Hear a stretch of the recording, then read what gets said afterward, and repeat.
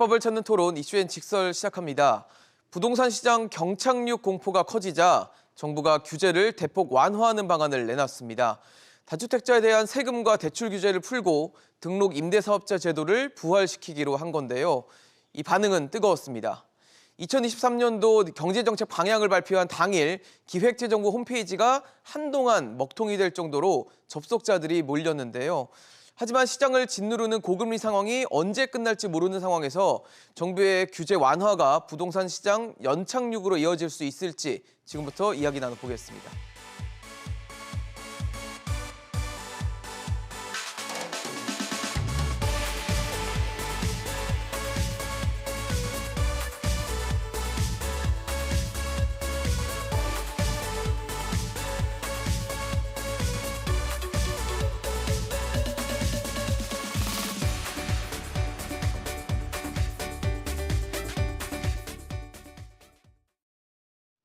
네, 오늘 함께해 주실 세 분 소개하겠습니다. 건국대 부동산대학원 최황수 겸임교수, NH농협은행 김효선 부동산 수석 전문위원, 부동산 R114 윤지혜 수석 연구원 나오셨습니다. 어서 오십시오. 안녕하세요. 네, 우선 요즘에 이슈가 된 내용부터 좀 체크를 해보도록 하겠습니다. 수도권에서 내 집 마련하려면 얼마나 있어야 될까요? 지난해 기준으로 월급을 한 푼도 쓰지 않고 14년을 모아야 가능한 것으로 나타났습니다. 그러니까 서울은 14년, 수도권은 10년 모아야지 가능하다는 건데, 글쎄요, 참 쉽지 않은 그만큼 집값이 비싸다라는 얘기일 거예요. 지금 저희가 화면에 보여드리고 있는 숫자가 그 PIR, 그러니까 연소득 대비 주택 가격을 비교한 숫자라고 보시면 될 것 같은데. 어떻게 보세요? 지금 시장에서는 워낙 집값이 낮아졌다고 하고 떨어졌다고 해도 여전히 비싸기 때문에 조금은 더 또 낙폭이 좀 보여져야 되는 거 아니냐라는 얘기도 있을 것 같은데, 이런 상황에서 정부의 규제 완화 시점에 타이밍 맞는 겁니까? 일단 이제 PIR 같은 경우에는 그게 원래 이제 그 프라이스 투 인컴 레이쇼의 약자이잖아요. 네네. 소득 대비 이제 주택 가격을 이제 지칭하고 있는 건데요. 이 PIR 같은 경우에는 우리나라 같은 경우에는 약간 이 부분도 어느 정도의 어떤 통계라든가 이런 부분에 오류가 분명히 있을 것 같긴 합니다. 왜 그러냐면 다른 나라들은 소위 말해서 PIR을 계산을 할 때 지역 내 어떤 연평균 소득과 지역 내에 있는 또 주택 가격을 이렇게 나누게 되면요. 네네. 실제로는 이제 그러니까 보통 이제 카운티별로 해서 우리로 치면 이제 구 정도 개념이란 말이에요. 네네. 근데 우리는 서울 전체의 주택 가격을 놓고 서울 시민 평균의 어떤 주택 가격을 이제 나누어 버리면 구별로도 약간 소득이라든가 가격이 좀 다르잖아요. 그러면은 PIR이 어떤 데는 더 높게 나올 수도 있고 생각보다 어떤 데는 더 낮게 나올 수 있기 때문에 네네. 그런 부분에 대해서는 조금 이런 어떤 통계 이제 집계 방법이라든가 이런 부분들은 조금 더 이번 기회에 한번 좀 고쳐보거나 예, 이런 생각이 좀 들고요. 또 하나는 예를 들어서 이런 것 같아요. 이게 그 정부의 규제 완화가 필요합니까에 대한 것들은 저는 이게 당연히 규제보다는 그동안 사실 이제 진보 진영에서 부동산 규제를 상당히 이제 강화했던 이유 중에 하나는 그것은 저는 이제 불가피한 측면이 분명히 있다라고 생각을 합니다. 왜 그러냐면 집값이 오르는데 실제로 정부 당국이라든가 아니면은 집권당에서 이걸 가만히 방치한다라는 것은 이거는 정책에 대한 어떤 손을 놓고 있는 어떤 느낌들이 있어서 분명히 했었어야 하는 것이 마땅하긴 하지만 지금은 이런 어떤 거래 활성화라든가 거래량이 이제 감소되고 있는 와중에서 또 그렇다고 해서 또 계속 그냥 강력한 규제를 그래서 유지한다는 것 자체도 좀 문제가 있거든요. 그래서 분명히 이런 부분들은 아마 불가피한 어떤 시장 정상화를 가기 위해 하나의 일련의 조치가 아닐까라고 생각이 드는데 저는 사실 이제 진보 진영에서 계속 이런 어떤 규제를 완화하다 보면 불로소득이 계속 발생할 수도 있는 거 아니냐, 투기가 우려될 수 있는 거 아니냐 이런 생각을 하고 있는 것 같긴 한데요. 현재로서는 그런 일들은 벌어지지는 않을 것 같긴 합니다. 현재 상황에서는. 네. 그 이유는 핵심에는 고금리가 있는 건가요? 그렇죠. 기승전 고금리죠. 아니겠습니까? 예, 기승전 금리라고 볼 수 있겠죠. 그렇군요. 네.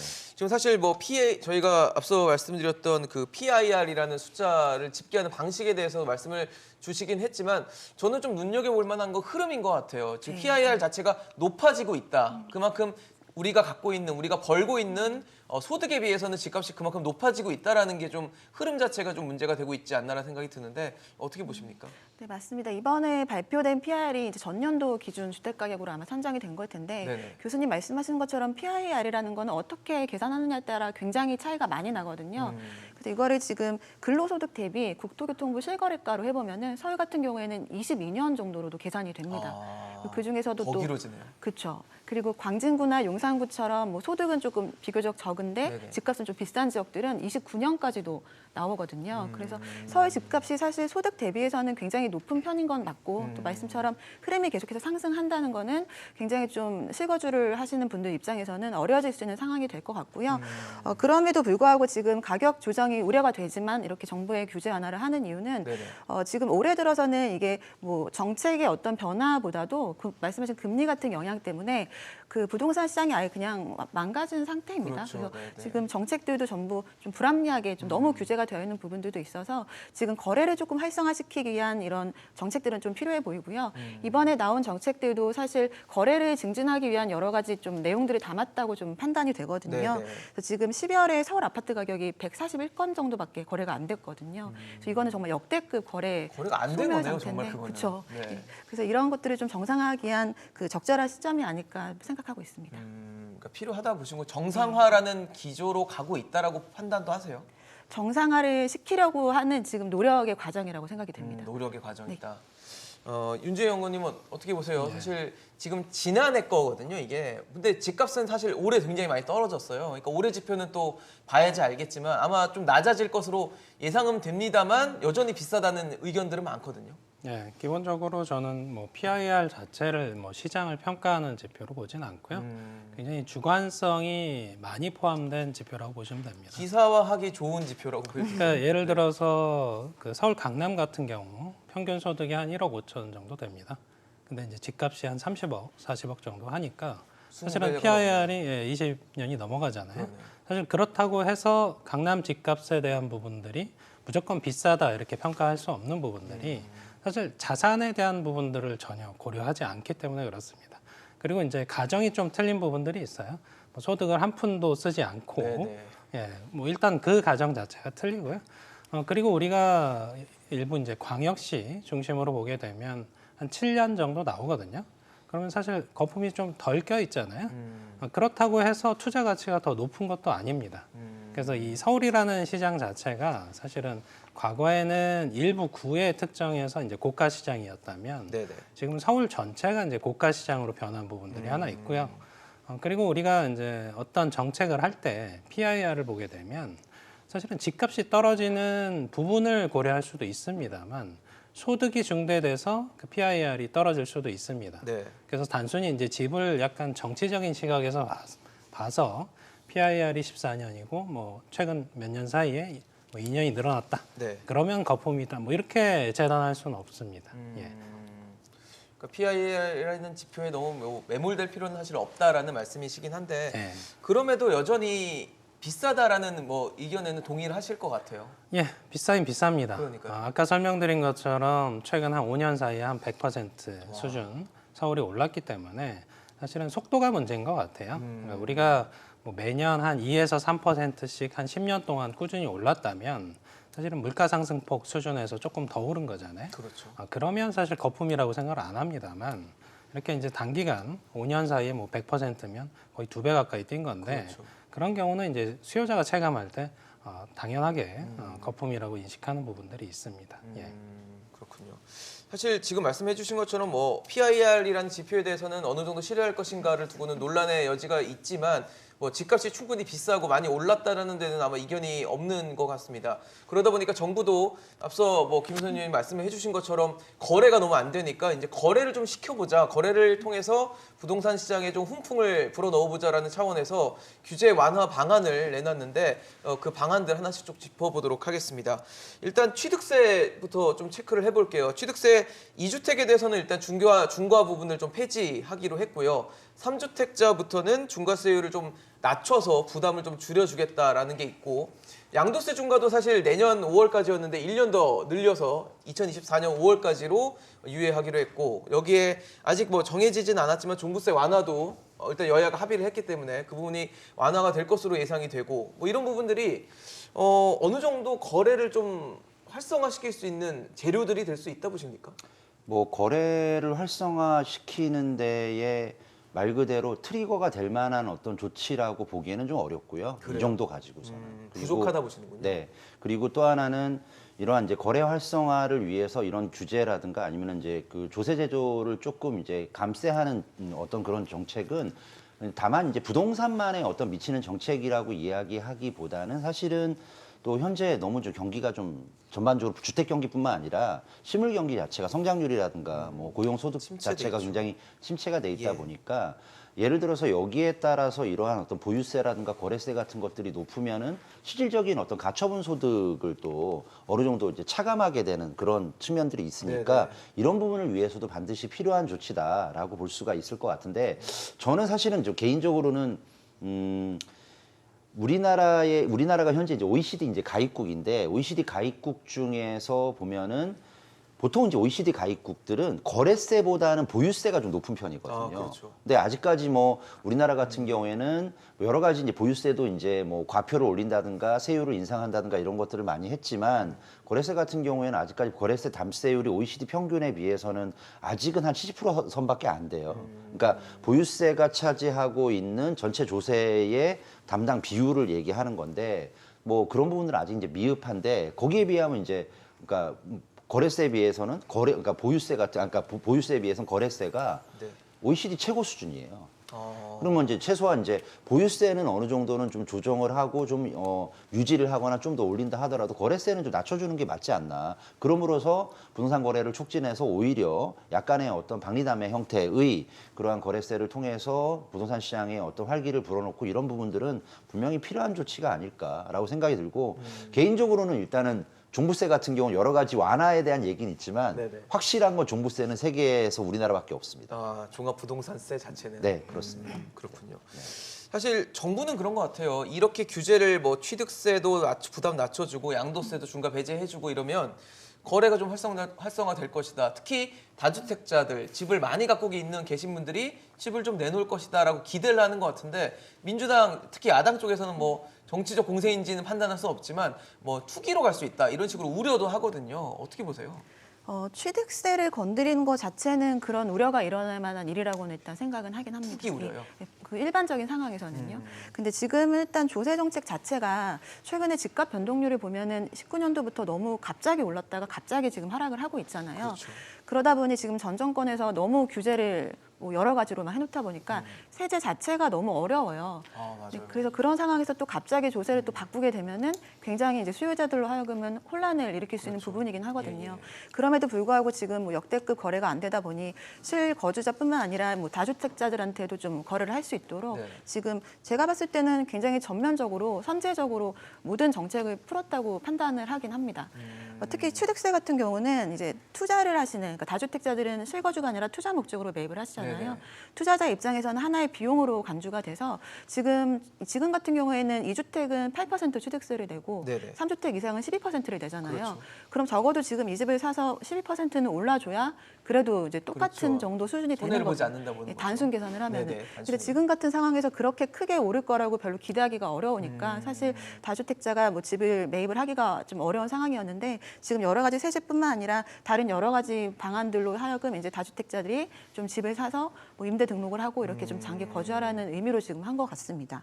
네. 그러니까 취득세를 낮춰주면 다주택자들이 조금 더 집을 사들일 수 있을 것이고 네. 등록임대사업자 제도도 이제 부활시킨다고 하니까 임대업으로 전환이 되면 그만큼 집 공급이 될 것이다라고 기대를 하는 거군요. 네, 뭐 그렇게 막 드라마틱한 거래 그 증가가 있진 않겠지만 네네. 그래도 올해 하반기보다는 거래가 좀 일어날 수 있을 걸로 저는 판단을 하고 있습니다.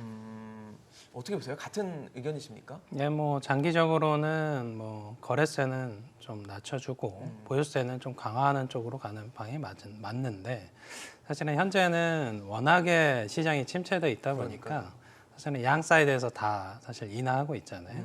뭐 그동안 이제 다주택자를 과하게 좀 옥죄했던 부분들이 있기도 했습니다만 우리가 이제 좀 세금의 성격에 대해서 좀 보실 필요가 있는데 네네. 사실 보유세는 뭐 국세가 됐든 지방세가 됐든 그 재정과 관련된 부분이라면 이 거래세와 관련된 부분은 단순히 세금으로 끝나는 문제는 아닙니다. 거기와 딸려 있는 유관 산업들이 굉장히 많아요.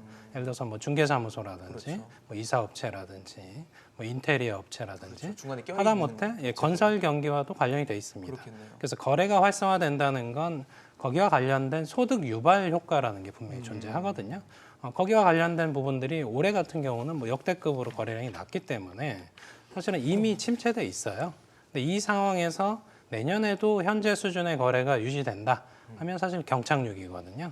그럼 유관 산업들이 이제 뭐 폐업하거나 이런 케이스가 되는데 그럼 거기와 관련돼서 소득을 유발했던 사실은 딸린 식구들이 있잖아요. 거기와 관련돼서 취업률에도 영향을 미칠 수가 있는 겁니다. 그래서 우리가 이런 부분들을 고려했을 때는 거래세는 당연히 활발하게 유도하는 게 뭐 적절한데 다만 이 개수에 대한 부분들을 중심으로 사실은 이 규제가 워낙 강했기 때문에 그렇죠. 그 부분들을 일부 좀 완화해 줄 필요가 있고요. 그리고 우리가 경기 침체기에는 좀 소득이 되시거나 자산이 되시는 분들이 소비를 좀 해줘야 되거든요. 네네. 주택 같은 경우는 워낙 고가기 때문에 이 부분들을 소비하려면 사실은 다주택자와 관련된 자산가분들을 일부 활용하는 수밖에 없습니다. 예. 투기 우려는 어떻게 보세요? 지금 뭐 다주택자들이 집을 예. 사들여서 지금 시장은 침체돼 있지만 언젠가 나중에 반등할 시점이 왔을 때는 또 다시 다주택자들은 집을 많이 갖게 되고 집을 또 안 갖고 계신 분들은 집을 구할 기회를 또 놓쳤으니까 집을 못 갖게 되는 이런 악순환이 반복될 수 있다는 우려도 나올 수 있을 것 같거든요. 예, 그러니까 어떻게 보면 그동안 지난 정부에서 개수를 기준으로 해서 그렇죠. 사실은 이분법적으로 시장을 봤잖아요. 근데 우리가 이제 시장을 볼 때 자본주의 사회는 임대소득을 노리기 위해서 다주택자가 되시는 케이스도 상당합니다. 그래서 노후에 소득이 없는 부분들을 대체하는 효과도 주는 부분들이 있기 때문에 물론 너무 편중해서 뭐 한 사람이 뭐 500채, 1000채 이런 부분들은 투기적인 부분들이 분명히 있긴 합니다만 단순히 이제 개수가 많다고 해서 그걸 이제 투기의 개념으로 이분법적으로 보기는 좀 어려운 시장이다 이렇게 평가를 해드립니다. 그러니까 뭐 OX 문제는 사실 아니다라고 예, 봐야 되겠군요. 맞습니다. 그렇군요. 대출 규제도 좀 풀어집니다. 이 부분도 체크를 좀 해볼게요. 일단 다주택자들 뭐 규제 지역에서 주담대 주택담보대출 안 됐었는데 이거 풀고 LTV 상한을 30%까지로 또 적용을 하기로 했습니다.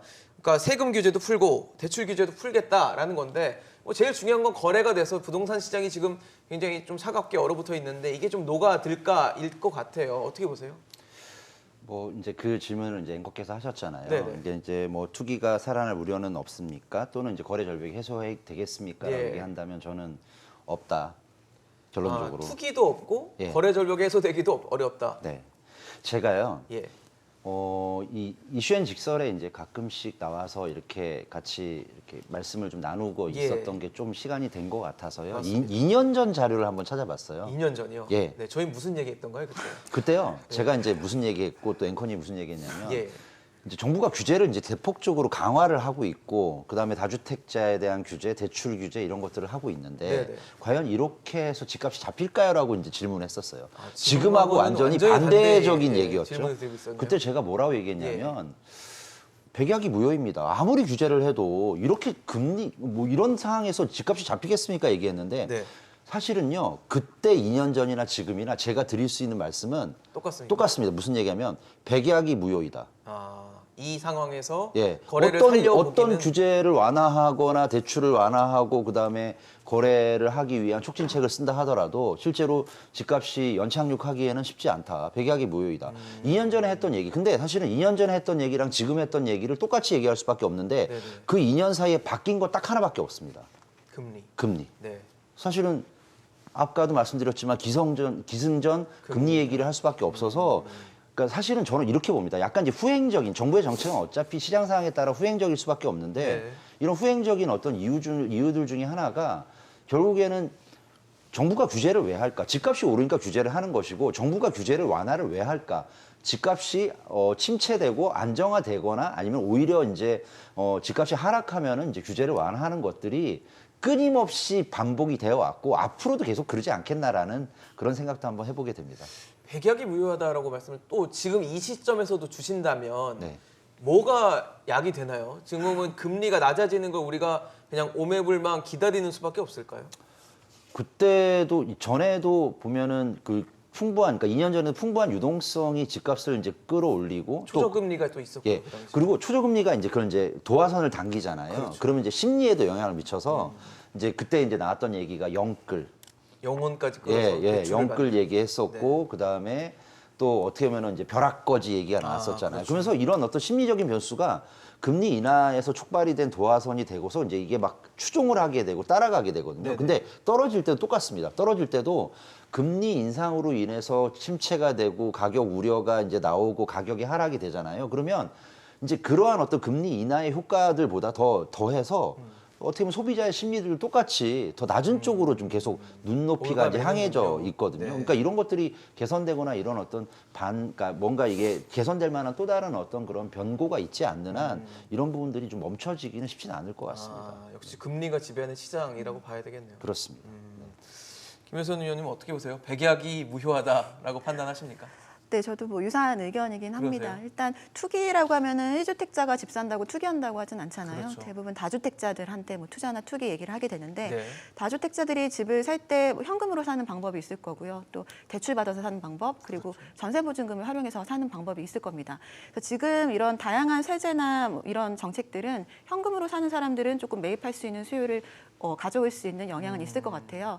그렇지만 대출 같은 경우는 사실 지금 대출 말씀하신 것처럼 금리가 너무 높다 보니까 이렇게 높은 금리를 그 대출을 받으면서까지 2주택, 3주택을 사기는 어려울 것 같거든요. 그래서 지금 같은 상황에서는 뭐 현금으로 사거나 아니면 전세 보증금이 조금 올라줘야 좀 네. 거래가 더 많이 될 수 있을 텐데 사실 네. 전세 보증금은 공급의 문제이기 때문에 내년도는 올해보다 뭐 더 또 전월세 시장이 안 좋을 걸로 전망이 되거든요. 네. 그래서 지금은 사실 대출 규제는 다주택자들이 한테 다방면으로 모든 규제를 풀어준다는 의미로 조금 넣어놓은 것 같고요. 이로 인해서 뭐 내가 대출 받아서 나도 임대소득 얻어야지 이렇게 결정하시는 분은 많지는 않을 것 같습니다. 역시 금리 이자 부담이 크다는 거겠네요. 그렇죠. 예. 윤재 의원님도 같은 의견이신지도 여쭤보고 싶고 지금 네. 다주택자에 대해서는 30%인데 사실 전체 시장에는 50%로 풀었고 또 생애 최초 주택 구입자는 80%까지 풀었잖아요. 어쨌든 대출을 해줄 수 있는 폭을 다 풀었는데 문제는 DSR이라는 굉장히 강력한 규제가 있단 말이에요. 네. 이런 상황을 어떻게 좀 보고 계신지 궁금합니다. 일단 뭐 DSR이라는 제도가 뭐 은행권에선 40% 수준이니까 소득의 40% 이내에서만 이제 빌려야 대출을, 되는 원리금을. 예, 맞습니다. 그러다 보니까 사실은 서민들이 아무래도 소득이 더 적잖아요. 그런 부분에 있어서 사실 진입 장벽이 굉장히 높아졌다 이렇게 볼 수 있긴 하고요. 저는 사실 그 금리와 관련된 부분은 의견이 좀 중립적입니다. 무슨 얘기냐면 올해 같은 경우는 사실은 우리가 이제 뺏어가는 쪽에서 이제 너무 집중을 해서 금리를 바라봤는데 사실 향후 이제 1, 2년 뒤에는 우리가 이제 복리 효과 그동안 좀 잊고 지냈던 부분들을 좀 누릴 수 있는 시기가 됐다 이렇게도 볼 수가 있고요. 그리고 이제 현금성 자산을 좀 가지고 계신 분들은 여력이 좀 더 높아지는 시기이기도 합니다. 그래서 저는 지금의 금리 수준을 단순히 이제 고금리라는 부분들, 그러니까 대출과 관련돼서 연계해서만 봐야 되나라는 부분에 있어서는 좀 의문점이 있고요. 네. 오히려 지금 수준의 그런 금리 수준 혹은 내년에 올라가는 폭 자체는 뭐 상단은 어느 정도 열려 있습니다만 그 수준이 사실은 더 적정한 시장이 아닌가 싶고요. 그런 부분들 고려했을 때 저는 정부의 지금 연착륙 의지가 상당히 강한데 정부의 그 권한 이런 부분들을 봤을 때는 경착륙을 연착륙으로 할 수 있는 능력은 있다 정도로 평가를 하기 때문에 이렇게 전방위적으로 연착륙을 하기 위해서 최근에 이제 특례 보금자리론도 도입하듯이 그러니까요. 그리고 서민 중심으로는 저금리 전환 대출도 하고 있잖아요. 그러면 4에서 한 5% 수준으로 서민 중심으로는 막아놓는 건데 이런 차원에서 하게 되면 사실은 연착륙도 가능하지 않을까 저는 생각을 하고 있습니다. 지금 말씀해 주신 김에 특례 보금자리론도 좀 여쭤보고 네. 싶어요. 이게 지금 어쨌든 소득과는 좀 무관하게 9억 원 이하의 주택을 살 때 저금리로 5억 원까지 이제 돈을 좀 빌려주겠다. 맞습니다. 그래서 집을 마련할 수 있도록 도와주겠다라는 네. 거고 여기에는 또 굉장히 특이할 점이 DSR이 적용 안 될 수 있다라는 얘기가 있어서 네. 이게 얼마나 또 서민들에게 또 영향을 잘 줄 수 있을지도 궁금해지는데 어떻게 보십니까? 굉장히 큰 효과를 발휘할 거다 보고 있습니다. 그러세요? 일단 서울 쪽은 집값이 평균적으로 한 12억에서 한 13억 이렇게 되기 때문에 해당 사항이 거의 없고요. 다만 이제 그 외의 지역들은 네. 이제 전국 평균으로 봤을 때 7억 원 이하이기 때문에 서울을 제외한 전 지역을 커버할 수 있는 부분이고요. 거기에 이제 우리가 지금 무주택 가구가 한 920만 가구 정도 있고 거기에 대부분 주택 소유자가 1주택자입니다. 그러니까 서민층을 대상으로 한 이 대출 상품의 대상으로 들어와 있다는 거죠. 그래서 우리가 경기 인천권역에서 만약에 이런 상품들이 나오게 되면 웬만한 지역을 다 커버해 버리기 때문에 거기서 거래가 유발되는 효과가 있고요. 그러다 보면 사실은 서울 쪽 거래량도 일부 늘어나는 효과를 줄 수가 있습니다. 그러니까 매도를 하고 서울 쪽에 진입하려는 수요들이 늘어날 수 있기 때문에 이런 부분 고려했을 때 이 그 특례보금자리론이 실제 DSR을 무력화하게 되면 실제 거래량이 늘어나는 효과들을 상당히 보게 될 거다 이렇게 평가를 하고 있습니다. 그러면 쉽게 말하면 9억 원짜리 집을 살 때 5억 원까지 특례보금자리론을 받고 나머지 4억 원은 어쨌든 내가 마련을 해야 된다는 얘기겠네요. 맞습니다. 그런 거죠. 예, 맞습니다. 다만 이게 그 금리 수준을 우리가 지금 고금리 수준에서 이제 그 우려되는 수준을 이제 주택담보대출을 7%, 8% 받는데 네네. 이 경우는 이제 4%대로 50년 동안 고정을 해버립니다. 50년 고정이에요. 예. 뭐 중간에 이제 본인이 이제 매도하게 되면 갈아탈 수도 있는 거고요. 그런 관점에서 봤을 때 서민들 중심으로 봤을 때 특히 지금 전세 자금을 못 빼줘서 자기 집에 못 들어가는 그 집주인들이 상당합니다. 네네. 지금 상황에서 물론 이제 금리 부담 때문에 못 들어가는 경우도 있습니다. 근데 이 특례보금자리론이 가능하다면 사실은 전세금을 내주고 본인 집에 입주하는 비율도 늘어날 수 있는 효과가 있다 이렇게 볼 수 있습니다. 예. 최 교수님, 앞서 약 몸에 잘 듣는 약이 하나도 없다라고 말씀을 주셨는데 네. 예, 이건 약이 될까요? 저는 이제 이런 부분들은 생각해 보셔야 될 것 네. 같아요. 우리 그 윤영권이 말씀하신 부분들이 분명히 상당히 그 괜찮은 어떤 의견이다라고 저는 생각을 합니다. 다만 그 이제 금리에 대한 어떤 부담 또는 아니면 이제 금리를 좀 낮게 이제 할 수 있는 그러한 상품이 존재한다 하더라도 네네. 생각해 봐야 될 거는 주택을 이제 구입을 하시는 입장에서 본다면 기본적으로 내가 실수요 목적이고 나는 집을 꼭 필요한 사람이야 해서 내가 집을 사는 사람, 네. 자산을 취득하는 사람이라 하더라도 이런 생각은 할 거예요. 내가 아무리 집값이 오르든 떨어지든 상관없어 라고 생각하는 사람이고 또 나름대로 좀 괜찮은 상품이 나와서 그 상품을 갖다가 내가 선택을 해서 그 상품을 이용해서 주택을 구입을 하잖아요. 네네. 그래도요. 최소한 아무리 그래도 내가 구입했던 가격보다도 혹시 조금 시간이 더 지나면 더 밑으로 좀 떨어질 수 있다라는 어떤 그런 현상이라든가 심리가 존재하잖아요. 불안감이겠죠, 아무래도. 그러면 또 의사결정하기가 쉽지가 않을 거거든요. 그러니까 최소한 하방이 막혀 있다라는 어떤 그런 확신이 들어야 되는데 아직까지는 지금 시장에서는 그런 하방이 막혀 있다 아니면은 이제 하락이 되지 않을 것이다라는 어떤 그런 생각들이나 이런 부분들이 확고하지는 않은 것 같지 않나. 집을 샀을 때 네. 집값이 더 떨어질 수도 있을 것 같아라는 불안감 자체가 원래는 내가 실수요 목적으로 네. 아니 나는 내가 살고 싶은 곳에서 내가 오래 살 원하는 곳에 거니까. 그냥 살 거니까 네. 집값이 오르든 떨어지든 상관없어라고 이제 생각할 수는 있거든요. 그러니까요. 근데 그래도 내가 투입한 어떤 자산의 가치보다도 이제 가격이 떨어지거나 줄어드는 것에 네. 대해서는 사실 좀 못 견뎌야 할 가능성이 있거든요. 그러니까 그런 부분들이 이제 애당초에 의사결정하는데 제약 조건이 발생할 수도 수도 있다. 이런 말씀을 좀 드리고 싶습니다. 그 문턱을 넘어선다면 거래 활성화가 될 수도 그럼요. 있겠네요. 예, 그거는 뭐 그 당연히 심리적인 문턱을 넘어선다면. 예, 그렇다면은 이제 아까 말씀하신 대로 이제 그런 어떤 심리적인 어떤 부분들 이제 시장의 온기라든가 이런 네네. 것들을 조금씩 보이기 시작하면 이제는 내가 한번 자신 있게 한번 이런 어떤 좋은 상품을 이용해서 주택을 매입할 거야 이렇게 네. 생각하는 분들이 늘어날 거는 틀림없을 것 같습니다. 김윤선 의원님 의견도 궁금한데요. 어떻게 보세요? 저는 이거를 집값 안정 정책이라기보다는 그 서민에 대한 지원책이라고 좀 보여집니다. 일단은 지금 굉장히 어려운 시기잖아요. 그렇죠. 근데 그 가장 어려운 분들이 사실 뭐 여기에 대한 논란이 있긴 하지만 뭐 꼭지에서 연끌을 해서 매입하신 분들이 가장 좀 굉장히 불안하고 어려운 이자보다도 시기를 크고요. 겪고 계실 텐데 네. 그 지역 그때 많이 거래됐던 2030 그 세대의 비중이 많았던 지역들이 서울의 외곽 지역들입니다. 뭐 노원이나 도봉이나 뭐 성북구 같은 지역들인데 그 가격대들은 지금 9억 이하로 떨어진 곳들이 많긴 하거든요. 그리고 또 일부 청년들 중에서 뭐 결혼을 앞두거나 꼭 내 집 마련이 필요한 분들은 지금 대출에 대한 제한 그리고 뭐 소득 수준이 조금 넘는 분들 그리고 금리가 높은 부분 때문에 네. 굉장히 좀 리스크가 있는 부분들이 있거든요. 근데 이 특례 보금자리론 같은 경우에는 대출 제한도 DSR에 포함되지 않기 때문에 네네. 그거에서도 자유롭고 그리고 금리도 딱 고정이 돼버리기 때문에 거기에 대한 리스크를 해지를 해줍니다. 그래서 실수요자들이 좀 주택을 살 수 있는 하나의 굉장히 지원책이 될 수 있을 것 같고요. 또 팔지 못하는 분들한테도 또 일부는 또 매물이 거래가 될 수 있는 그렇죠. 그런 정책이라고 보고요. 또 한편으로는 그 집값이 상승했던 시기에 분양을 받으신 분들 계시거든요. 네네. 특히 뭐 인천이나 이런 지역들 굉장히 분양이 많아서 내년에 입주 물량이 많게 되잖아요. 근데 이제 잔금 대출을 앞두고 DSR에 좀 걸려가지고 잔금 대출에 대해 걱정하셨던 분들이 굉장히 많으신데 그런 분들한테도 이 특례 보금자리론이 좀 잔금 대출에 대한 그 가능성을 좀 열어줄 수 있는 정책이라서 저는 이게 뭐 집값이 상승하거나 거래가 굉장히 갑자기 단기간에 늘어나긴 어렵지만 지금 시점에서 필요한 하나의 좀 정책이지 않을까 그렇게 좀 생각이 됩니다. 그렇군요.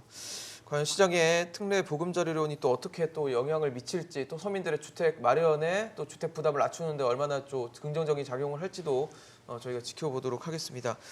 좀 하나만 잠깐 아까 언급했던 건데 체크를 좀 다시 좀 해보려고 하는 게 등록 임대사업자 제도예요. 문재인 정부 바로 이전 정부에서 사실 초기에 좀 굉장히 독려했던 제도였다가 한 뭐 짧게 또 사라졌죠. 바로 또 없어졌는데 예. 이번 정부에서 다시 좀 부활을 시킨다고 합니다. 뭐 세제 인센티브를 줘서 장기 매입 임대 등록을 좀 장려하겠다라는 취지 의도인 것 같은데 어떻게 보세요? 뭐 아마 이것도 장단점이 좀 있어 보이는데 어떻게 해석하시는지 예. 궁금합니다. 그러니까 등록 임대 활성화 제도를 지난 정부 2017년 12월에 도입을 했었죠. 그러니까요. 그때 당시에 이제 발표하면서 이걸 이제 도입하는 목적 자체를 임대인과 임차인이 상생하는 제도를 만들겠다 했습니다.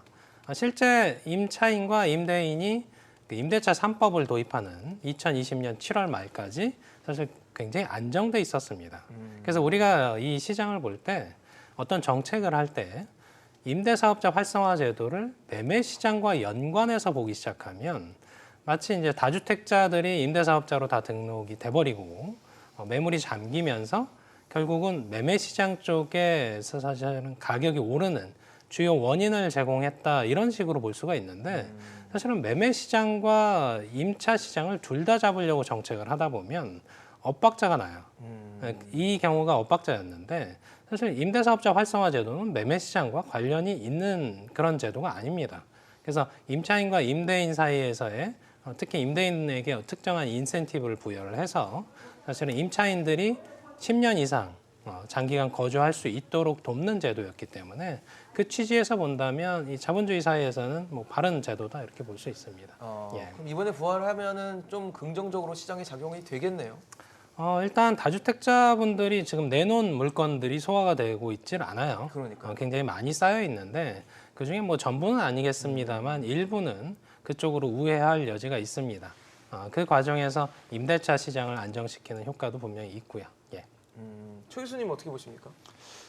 사실 우리나라 같은 경우에는 정부의 역할이 다른 나라보다는 특히 이제 이런 임대차 시장에서 역할이 그렇게 공급적인 측면에서 많지는 않거든요. 그래서 실제 우리나라는 공공에서 담당하고 있는 임대 시장 자체가 25에서 30%밖에 안 되고요. 네네. 나머지 시장은 민간에서 사실은 그 임대 공급을 하고 있거든요. 네. 그러면 이제 그런 이제 가장 이제 시장의 비중이 큰 어떤 민간 부분에 대한 것들을 상당히 이제 징벌적인 어떤 과세를 한다든가 징벌적인 어떤 제도를 만드는 것 자체가 굉장히 좀 시장에 대한 어떤 섭리를 좀 이해하지 못한 그러한 정책들이나 그 나름대로의 어떤 뷰가 아니었나라는 생각이 들고요. 또 저는 이제 이런 어떤 특히 이제 임대 시장이라든가 이런 부분에 대해서 정부의 역할에 대해서 너무 확신을 갖고 있는 그런 느낌들도 있었다 그동안. 그건 뭐 그 이전 정부뿐만 아니라 그 훨씬 전에도 네네. 그런 생각이 계속 반복이 됐었고요. 그러다 보니까 내가 뭔가 정책으로 정부가 나서면은 여러 가지 사항들을 갖다가 반전시킬 수 있을 거다라는 생각을 좀 가지고 있었던 것 같고, 그래서 또 특히 이제 집값이 이제 좀 많이 오르고 공급이 모자란다고 그러면 계속 직주 근접성이 떨어지는 지역에 신도시들을 계속 찍어내듯이 만들어 왔거든요. 저는 뭐 이것이 크게 바람직하다고 생각하지는 않는데, 어쨌든 이런 부분들에 대해서는 전면적인 어떤 그런 트렌드의 수정, 아니면 이데올로기의 수정도 필요한 시점이 아닐까라고 생각을 해볼 수 있을 것 같습니다. 네, 그렇군요. 어떻게 작용을 할지도 궁금해지고 또 청약 분양 시장도 한번 돌아보도록 하겠습니다. 최근에 뭐 굉장히 주목받았던 청약 시장들이 줄줄이 별로 실망스러운 성적표를 좀 받아들었어요. 그러다 보니까 분양 시장도 상당히 얼어붙고 좋지가 않구나라는 인식들을 좀 시장에서도 이제 하게 되는 것 같은데, 그러다 보니까 이제 분양가 상한제 아파트에 적용하던 전매 제한 규제도 완화하기로 했고, 또 분양권이나 또 입주권을 1년 이내에 팔 때 적용하던 양도세 중과세율도 중과를 빼고 이제 기본세율로 좀 낮춰주기로 했습니다. 나름대로 뭐 부담을 좀 줄여주겠다라는 좀 의도들은 보이는데, 이렇게 되면 좀 최근에 어떤 실망스러웠던 분양시장, 청약시장들이 좀 살아날 수 있다라고 보십니까?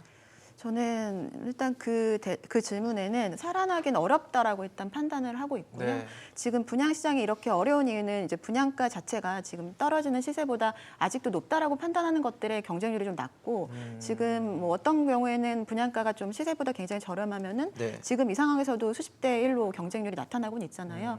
분양가가 굉장히 관건인데 내년에는 더 어려워질 수밖에 없는 상황이, 지금 분양은 수요가 있고 공급이 있는데 공급의 입장에서는 토지비나 공사에 관련된 모든 비용들이 전체적으로 다 증가를 했단 말이에요. 그렇기 때문에 또 올해 바뀌었던 분양가 그 상한제 합리화 제도 자체도 그런 비용들을 넣어주게 되어 있다 보니까 내년에도 물론 좀 낮춰야 잘 청약이 된다는 건 알고 그러니까요. 있지만 낮추기가 어려운 그런 상황입니다. 그러니까 예. 토지나 이런 건 미리 사놓는 거잖아요, 그렇죠? 그렇죠. 예. 그리고 재건축 같은 경우에는 이제 조합원들이랑 같이 조율을 해서 그렇죠. 예, 또 가격 분양을 하게 협상을 또 해야 되는 되는데, 부분이 있고. 내년에도 지금처럼 시세가 떨어지는 거를 좀 반영하지 못하고 분양가가, 그리고 수요자들은 그거를 인지해서 청약 시장에 들어가지 않을 수 있기 때문에 지금 이런 제도들이 뭐 내년에 마이너스 분양이 나올 수도 있고 네네. 분양 시장이 계속해서 안 좋다면은 굳이 분양권을 뭐 전매하거나 그런 수요가 많지는 않을 것 같습니다. 그래서 지금 이것도 그냥 하나의 좀 시그널로 보여지고요. 이거 자체가 큰 효과는 좀 발휘하기 어렵다고 생각합니다. 아, 그러니까 어떻게 보면 이제 시장의 주체들이 그 분양가가 형성된 지역을 볼 때 주변 시세랑 비교를 하잖아요. 그렇죠. 예. 근데 별로 메리트가 없다라고 판단을 하고 있는 거네요. 그냥. 네, 현재까지는 그런 걸로 보여지고요. 이게 효과를 좀 얻으려면 네. 분양가를 전매한다는 것 자체는 집이 준공이 되기 전에 거래가 되는 거잖아요. 근데 지금 세제적인 부분에서는 분양권이 주택수에 포함이 돼서 양도세나 이런 거에 다 그 포함이 되고 있거든요. 네네. 그래서 같이 병행해서 제도가 좀 그 보완이 될 필요가 있다라고 판단되고, 근데 지금 자체로는 좀 큰 그 반응은 없을 심할성이 거라 없을 거다. 생각합니다. 어떠세요? 같은 의견이십니까? 예, 뭐 작년 같은 경우 사실 묻지도 따지지도 않고 무조건 청약하던 해야죠. 네. 묻지마 청약의 과열기였죠. 그래서 지난해를 기준으로 하게 되면 올해가 굉장히 침체된 걸로 인식은 됩니다만, 사실은 현재 올해 시장 같은 경우는 선별 청약했던 시기예요. 그래서 확실히 분양가 매력이 있거나 입지적인 장점이 있거나 네네. 뭐 대단지거나 혹은 뭐 역세권이거나 이런 특징들을 가지고 있는 단지는 네. 그래도 잘 된 반면에 뭐 가격적인 경쟁력이 좀 떨어지거나 네. 가격 통제를 덜 받아서 주변 시세보다 비싸거나 뭐 이런 부분들에 있어서는 수요자가 외면을 했거든요. 우리가 이제 시장을 볼 때 보통 이제 지금도 매수자 우위의 시장입니다만 네네. 지금도 청약자 우위의 시장이 형성이 된 거잖아요. 어떻게 보면 실수요자 입장에서는 지금 상황이 더 좋은 거죠. 그래서 우리가 이제 지금처럼 청약이 선별적으로 일어날 때는 사실은 건설사들의 자정작용이 좀 필요한 겁니다. 어떤 게 그러니까 될까요? 예를 들어서 사업지를 선택할 때도 네네. 확실히 이제 매력이 떨어지는 곳이라면 사실은 애초에 입찰을 하면 안 되는 거고요. 그리고 이제 분양하는 과정에서 본인의 이제 자금 사정, 건설사의 자금 사정을 고려해서 해야 되는데, 이걸 이제 전제를 무조건 미분양이 안 날 거다라는 전제로 사업 계획을 세우다 보니까 미분양이 뭐 절반만 돼도 뭐 부도 위기에 직면하거나 이런 부실화되는 부분들이 생기거든요. 그러니까 우리가 이 시장에서 지금의 이제 미분양 주택이 늘어나는 부분들이 분명히 있는데 그만큼 건설사들은 사실은 여러 가지 자구책을 도입을 해야 되는 거고 그건 수요자 입장에서는 굉장히 좋은 부분입니다. 그래서 우리가 생활권을 벗어나서 청약을 했던 지난해 같은 시장은 사실 네. 정상은 아니고요. 올해처럼 자기 생활권 내에서 무주택자 중심으로 사실은 좀 가점이나 뭐 이런 부분들 충분히 고려하셔서 자금 사정도 고려하셔서 청약하는 게 저는 지금이 더 맞다 이렇게 보고 있습니다. 어떻게 보면 지난 아까 묻지마 청약을 했던 그 시기가 굉장히 틀린 잘못된 시장이었다 말씀이시겠네요. 예. 그렇죠. 교수님은 어떻게 보십니까? 청약 제도 그래도 분양 시장을 살리기 위한 제도는 나왔는데 이게 어느 정도 이제 살릴 수 있을지가 관건일 것 같거든요. 역시 이제 분양 시장 자체도 네. 최근에는 보면 일단은 뭐 제품을 이제 살 때 내가 구매하는 어떤 목적 중에 하나가 적어도 내 이 제품을 사는 것에 대해서 약간 가성비가 있느냐 아니면 내가 얼만큼 싸게 구입을 했느냐 이런 어떤 비교가 있어야 되고 느낌이 있어야 되는데 이런 어떤 메리트를 주지 못하면 살아나기는 어렵고요. 또 사실 이런 식의 분양가 그러니까 분양 시장에 대해서 온기를 불어넣거나 아니면 거래 활성화를 위한 제도를 갖다가 완화한다라는 것 자체가 그 부분이 지금 사실은 좀 약간 망가졌다라는 그 정부의 판단도 있는 거거든요. 그래서 이런 부분들도 조금 더 이제 아까 그 윤영권이 말씀하신 것처럼 그러한 어떤 자정 능력 아니면 자정 역할 이런 것들이 좀 있어야만 어느 정도 다시 침체되어 있는 분양 시장이 되살아나고 소비자가 이제 분양 시장에 참여하는 그런 시간이 오지 않을까 싶습니다. 아직은 그것이 상당히 이제 높은 수준에서 이제 뭔가 주택도 그러니까 토지도 매입하고 그다음에 이제 원자재 가격이라든가 이런 것들이 설정돼 있던 높아졌고. 시점들이 있어서 이런 부분들이 조금은 더 활성화되기에는 좀 더 시간이 좀 걸리지 않을까 싶습니다. 그렇군요. 마지막으로 뭐 최근에 진짜 뜨거운 이슈였던 하나 이슈에 또 체크를 해보도록 하겠습니다. 빌라왕 이슈인데 뭐 1000채 이상 집을 보유하면서 굉장히 빌라왕이라는 별칭을 붙었던 분이 사망을 하면서 이 전세 보증금을 받지 못한 피해자들이 수백 명이 발생하면서 또 사회적인 문제로까지 대두가 됐습니다. 지금 뭐 저희가 이런 어떤 뭐 빌라왕이라는 표현을 쓰면서까지 그런 사례를 말씀드렸지만 이 사례만 있는 게 또 아니에요. 지금 국토부가 유사한 사건에 대한 수사 의뢰 한 100여 건을 또 수사 의뢰했다고 하는데 뭐 공인중개사와 임대인이 짜고 사기 계약을 했다고 하거나 뭐 이런 상황들이 벌어지니까 상대적으로 정보에 취약한 세입자들은 그럼 어떻게 해야 되는 것인가에 대한 근본적인 의문을 갖게 될 것 같아요. 어떻게 해야 될까요? 지금 의심거래도 보면 임대인이 뭐 절반이 넘는다. 물론 혐의지만 의심거래고 그 정도로 나오니까 임차인 입장에서는 불안할 수밖에 없을 것 같거든요. 그렇죠. 저도 사실 개인적으로 질의를 최근 들어서 좀 많이 받고 있는 부분인데 네네. 사실 지금 현행법이나 지금까지 온 상황에서는 사실 방법이 거의 없기는 합니다. 그래요? 그래서 정부에서도 이 빌랑 사건에 대해서는 뭐 1%대로 대출을 해주면서 좀 연장을 시켜주는 그런 조치를 쓴 걸로 알고 있는데요. 예, 사실 예. 세입자들 같은 경우에는 청년 세대들도 있고 굉장히 좀 노인층도 있기 때문에 이런 부분들을 인지하지 못하는 경우들이 좀 많기 때문에 사회적인 좀 안전망이 필요한 것 같습니다. 네네. 예를 들어서 지금 전세보증보험을 가입할 때도 지금 거기서 여러 가지 절차를 통해서 가입 여부를 결정을 해주잖아요. 근데 거기에 대한 요건을 조금 더 강화를 해준다거나 그리고 또 그 전세보증보험을 꼭 들 수 있도록 조금 문을 열어주는 방법들도 필요할 것 같고요. 그리고 가장 1차적인 부분은 사실 우리가 뭔가 법령적인 신고를 할 때는 법무사를 만나고 뭐 법적인 문제가 있으면 변호사를 만나잖아요. 그렇죠. 집을 살 때는 공인중개사를 만나게 됩니다. 네. 근데 공인중개사의 지금 역할이 지금 사회적으로 좀 뭐 많은 책임감을 갖고 할 수 있는 여러 가지 제도 보완이 좀 필요할 것 같아요. 그래서 지금 뭐 집을 권유할 때도 여러 가지 법적인 부분들이나 그런 것들을 검토를 해서 안전하게 거래를 할 수 있도록 네네. 좀 해주는 그 조금 조치 같은 것들 그러니까요. 그리고 그 안에서 약간 좀 수준 같은 것들 좀 나눠서 해줄 수 있는 여러 가지 혜택 같은 것들 그런 방안들이 좀 필요할 걸로 보여집니다. 그러니까요. 어떻게 보면 임차인 입장에서는 임대인에 대한 정보가 확실하지 않으니까 공인중개사를 믿을 수밖에 없는데 지금 뭐 임대인하고 공인중개사가 짰다고 하니까 이러면 참 누굴 믿고 이거 계약을 해야 되는지 근본적으로 무서울 수밖에 없을 것 같습니다. 어떻게 보세요? 예, 뭐 그 임대인과 중개사무소가 사실 짜서 어떤 사기성 짙은 이런 부분들을 하게 되면 사실 임차인들은 당할 가능성이 높아요. 그러니까요. 사실이 아닌 걸 사실인 것처럼 부풀리는 부분들이 있어서 그 전에 뭐 하나 설명드리자면 여기 그 명칭이 계속 빌라왕, 빌라신 뭐 이렇게 어떤 의미에서 보면 좀 긍정적인 의미를 좀 사기꾼에 왕 뭐 이런 게 붙으니까 네. 부여하는 부분들이 있는데 좀 용어를 좀 바꿔야 되는 부분들이 부정적인 메시지를 담을까요? 그리고 지금 전세 사기 그 대상이 되신 분들의 특징을 보면 네. 20대와 30대가 한 70% 차지합니다.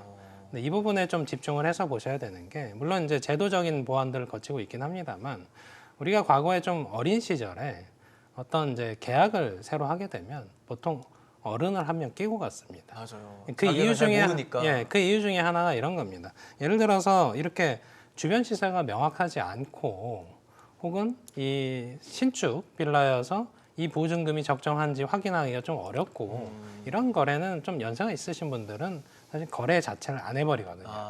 부정확한 부분들, 불투명한 부분들이 확인이 됐기 때문에 경험이 많으시니까 또 그런 게 맞습니다. 나오겠죠. 예. 그래서 젊으신 분들이 되도록이면 네. 좀 연륜이 있으신 분들의 힘을 사실 소액으로도 얼마든지 활용할 수 있거든요. 맞아요. 중개사무소 한 곳 들어가셔서 괜찮은 중개사무소 한 분 데리고 가는데 뭐 한 10만 원 정도면 충분할 네, 겁니다. 네. 그 정도 선에서만 해도 보증금을 좀 지키는데 그 부분을 활용할 수가 있고 네네. 우리가 지금 정부에서 보완하는 부분들이 이제 세금 체납 여부라든지 네. 뭐 선순위 담보권이라든지 이런 부분들을 확인할 수 있게끔 하고 네. 있고요. 그리고 이제 보증보험 가입하는 부분들 이 부분도 뭐 조건이 있습니다. 선순위 저당권이 뭐 60% 이상이면 안 되고 혹은 뭐 선순위 담보권이 뭐 80% 넘으면 안 되고 뭐 이런 조건들이 있기 때문에 무조건 가입되는 건 아니고요. 네네. 그래서 아까 설명드린 그런 부분들 외에 특히 좀 애매하다, 좀 부정확하다 이런 부분들이 있으면 계약을 당연히 안 하셔야 됩니다만 그럼에도 마음이 조급해서 이제 계약을 해야 된다면 그렇죠. 그런 경우는 차라리 월세로 하시는 게 상대적으로 보증금에 대한 부분들 큰 금액을 사실 사기당할 가능성을 좀 낮출 수 있다 이렇게 볼 수 있습니다. 네, 시장이 참 믿을 수 없는 시장이 좀 되고 있는 것 같아서 좀 씁쓸한 것 같은데 과연 정부가 지금 어쨌든 뭐 여러 가지 대출과 세제 부분에서의 완화 정책을 내놨기 때문에 우리가 우려하는 부동산 경착륙 대신에 소프트 랜딩할 수 있는 연착륙을 기대할 수 있을지 저희도 지켜보도록 하겠습니다. 오늘 최황수 교수, 김효선 위원, 윤지혜 연구원과 함께했습니다. 이슈앤직설 오늘 준비한 소식은 여기까지입니다. 지금까지 함께해 주신 여러분 고맙습니다.